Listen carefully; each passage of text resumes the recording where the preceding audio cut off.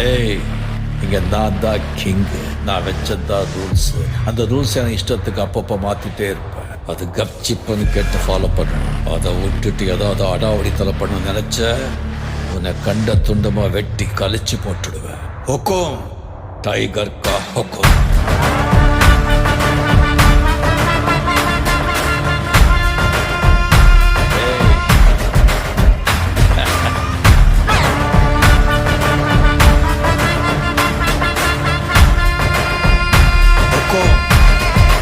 Tiger கா ஹுக்கும்.